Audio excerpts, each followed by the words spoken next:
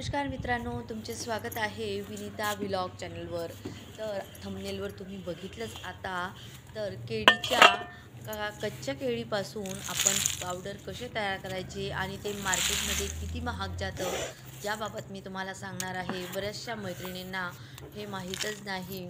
केळी शेतांमध्ये असेच पडून राहतात. आपण त्याचा सदुपयोग काहीच घेत नाही. केळींपासून आपण अजून काय काय करू शकतो हे आपण या व्लॉगमध्ये बघणार आहोत.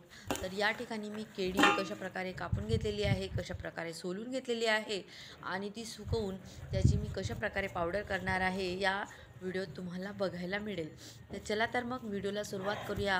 व्हिडिओ सुरुवात करण्याच्या अगोदर व्हिडिओ आवडला असेल, तुम्हाला व्हिडिओ पूर्ण बघा. व्हिडिओ आवडला असेल तर तुम्ही व्हिडिओला नक्कीच लाईक शेअर करा आणि चॅनलला सबस्क्राईब करा, जेणेकरून अशीच माहिती दुसऱ्या आपल्या बहिणींना जाईल आणि त्याचे फायदा ते सुद्धा घेऊ शकतील.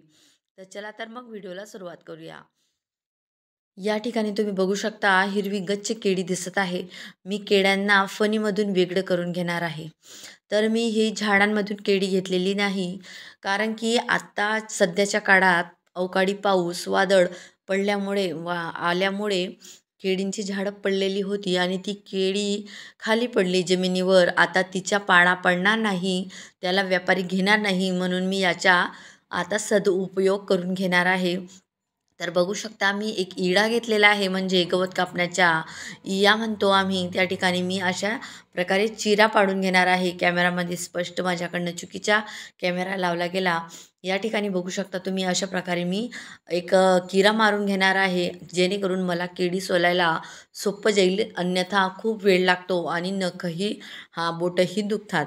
तर या ठिकाणी बघू शकता तुम्ही कशा प्रकारे मी 4-5 केळींना इया मारून घेतलेला आहे आणि या ठिकाणी मी अशा प्रकारे सोलून घेणार आहे. अवकाळी पावसामुळे केळीची नासाडी झाली आणि बाजूच्या शेतकऱ्याचे खूप नुकसान झाले. त्या दादांनी सांगितलं की तुम्हाला हवे तेवढे घोडे घेऊन येऊ शकता. त्यामुळे मी आता या ठिकाणी एक घोडा आणलेला आहे आणि या ठिकाणी मी केळीचे वेफर केले. केळीला या प्रकारे पावडर करणार आहे. तुम्ही बघू शकता रेसिपी कशी तयार करते. तर या ठिकाणी मी केळी सोलून घेतलेली आहे सगळी. आता तुम्ही बघू शकता मी कशा प्रकारे केळी सोलून घेतलेली आहे.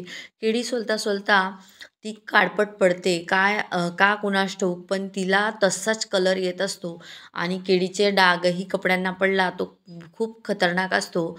डाग सहजासहजी म्हणजे निघतच नाही. केळीचे जे पाणी असतं केळींमधून झाडांमधून निघालेलं, ते खूप काळपट दिसतं, विचित्र डाग दिसतो आणि त्यामुळे आपण सांभाळून कपड्यांना हात लावायला पाहिजे. केळी सोलताना आपला हात जर कपड्यांना लागला तर खरंच सांगते, कपड्यांना डाग पडला की तो निघत नाही, कशाकणही निघत नाही. तर आता आपण या ठिकाणी मी केळी सोलून घेतलेली आहे. अजून एक गोष्ट सांगते, तुम्हाला भगर, फराळ, बटाटे आवडत नाही, कोणी उपवास करतं, तर या प्रकारे आपण केळी स्टोर करून, म्हणजे सोलून, कापून, सुकवून ते वर्षभर ठेवू शकतो. त्याच्याने आपण मिक्सरमध्ये बारीक करून त्याच्याने भाकर, उपमा, शिरा बरेचसे प्रकार करू शकतो. पापडसुद्धा आमच्याकडे बायका करतात.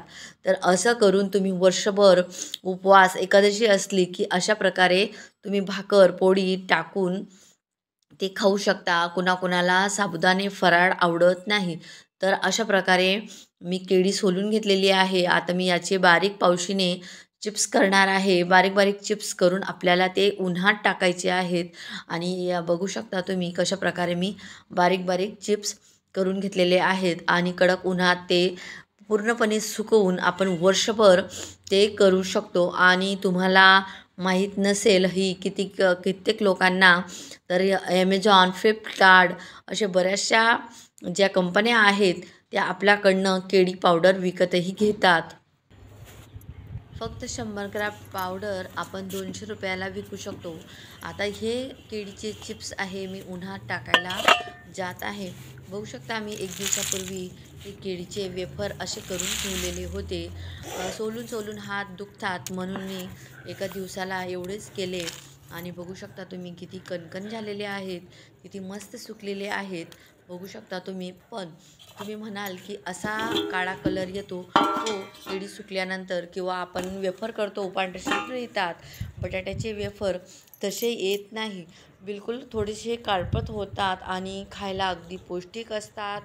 चव थोडी तुरट लागते, पण हे आपण वर्षभर साठवून ठेवू शकतो आणि शरीरासाठी हानिकारक नाही. अगदी पौष्टिक आहे. साबुदाण्यापेक्षा तरी पौष्टिक आहेत. तर तुम्हाला हा व्हिडिओ कसा वाटला कमेंटमध्ये नक्की सांगा. व्हिडिओ आवडला असेल तर खरंच जास्तीत जास्त मैत्रिणींपर्यंत पोहोचवा. पुन्हा भेटूया एका सुंदर अशा चांगल्या विषयासोबत. तोपर्यंत सगळ्यांना माझ्या राम राम. व्हिडिओ आवडला असेल तर चॅनलला नक्की सबस्क्राईब करा. व्हिडिओला जास्तीत जास्त शेअर करा. पुन्हा भेटूया.